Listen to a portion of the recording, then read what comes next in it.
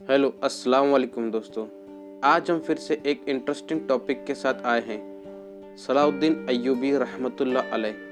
रहमतुल्लाह अलैह का मतलब है उन पर अल्लाह का रहम हो। सलाहुद्दीन अय्यूबी को सिर्फ मुस्लिम ही नहीं बल्कि उनके दुश्मन भी बहुत इज्जत देते थे।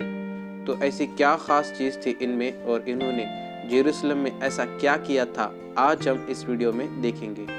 वीडियो को एंड तक ज़रूर देखें और वीडियो को लाइक करें, शेयर करें और हमारे चैनल को सब्सक्राइब करें। सलाहुद्दीन अय्यूबी बॉर्न हुए थे 1138 में टिक्रिट नामी एक सिटी में।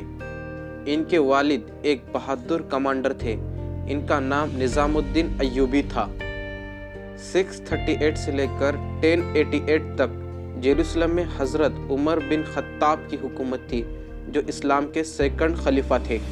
1088 में क्रिश्चियन आर्मी या उन्हें नाइट टेम्पलार्स भी कह सकते हैं, उन्होंने जेरूसलम पर हमला किया और मुसलमानों को बहुत कत्ले आम किया गया। सलाहुद्दीन अय्यूबी जब बड़े हो रहे थे तब उन्होंने कुरान बहुत करीब से पढ़ा और इसके साथ साथ मैथमेटिक्स, थियोलॉजिस्ट और वॉर टैक्टिक्स में बहुत एक्सपर्ट थे। सलाहुद्दीन अय्यूबी की वॉर टैक्टिक्स और उनके बहादुरी को देखकर फतेहाद डायनेस्ट ने उन्हें प्रमोट करके अपना किंग बना दिया। सलाहुद्दीन अय्यूबी की एक खासियत थी कि वो कम आर्मी में भी ज़्यादा आर्मी वाले को हरा सकते थे। उनका एक मशहूर बैटल है बैटल ऑफ हत्तैन। बैटल ऑफ हत्तैन में सलाहुद्दीन अय्यूबी के सामने एक बार 68,000 दुश्मन की फौज थी और उनके पास सिर्फ 12,000 की आर्मी थी। वो वॉर टैक्टिक्स में इतने एक्सपर्ट थे कि इन्होंने उन पर फतह हासिल कर ली और 30,000 से ज़्यादा दुश्मन मारे गए और बाकी के सरेंडर हो गए।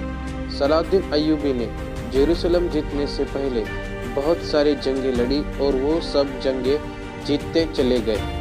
1099 में सलाहुद्दीन अय्यूबी ने वापस जेरूसलम जीत लिया। इस जीत के बाद सलाहुद्दीन अय्यूबी ने वहाँ एक मिंबर लगवा दिया जो कि नूरुद्दीन जंगी की ख्वाहिश थी। जब क्रिश्चियन आर्मी ने जेरूसलम जीत लिया था तब उन्होंने बच्चे, बूढ़े और औरतों को सबका कत्ल कर दिया था। वो कत्ले आम इतना भयानक था कि अगर किसी गली से अगर घोड़े गुजरते तो घोड़े की नाल खून में डूब जाते थे। पर जब सलाहुद्दीन अय्यूबी वहाँ जीते तो वहाँ उन्होंने ऐसा कुछ भी नहीं किया, बल्कि उन्हें वहाँ रहने के लिए ऑफ़र किया।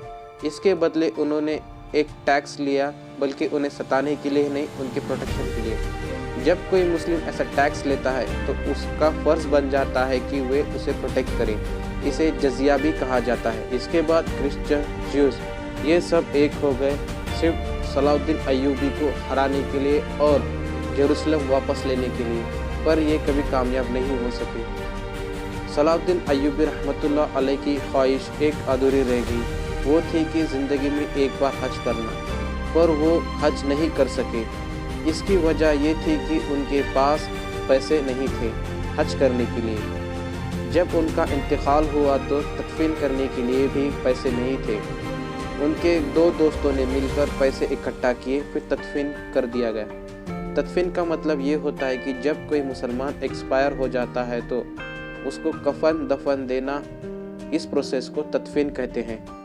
इनके इंतकाल के बाद सिर्फ मुस्लिम ही अफसोस में नहीं थे, बल्कि ज्यूस और क्रिश्चियन भी अफसोस में थे, क्योंकि वो बहुत बहादुरी के साथ और फेर जंग लड़ते थे। सलाहुद्दीन अय्यूबी का ये मानना था कि बाहर जंग करने से पहले अपने अंदर के कचरे को यानी गद्दारी को ख़त्म कर दिया जाए। इसीलिए सलाहुद्दीन अय्यूबी ने जेरूसलम फतह करने से पहले बहुत सारी छोटी छोटी लड़ाइयाँ फतेह कर ली, सिर्फ गद्दारी ख़त्म करने के लिए। सलाहुद्दीन अय्यूबी के ऊपर एक मूवी भी है जिसका नाम है किंगडम ऑफ हेवन। तो ये हैं कुछ फैक्ट्स सलाहुद्दीन अय्यूबी के बारे में। अगर ये वीडियो आपको पसंद आया है तो लाइक करें, अपने फ्रेंड के साथ शेयर करें और चैनल को सब्सक्राइब करें। फिर मिलेंगे ऐसे ही किसी इंटरेस्टिंग टॉपिक के साथ। जय हिंद।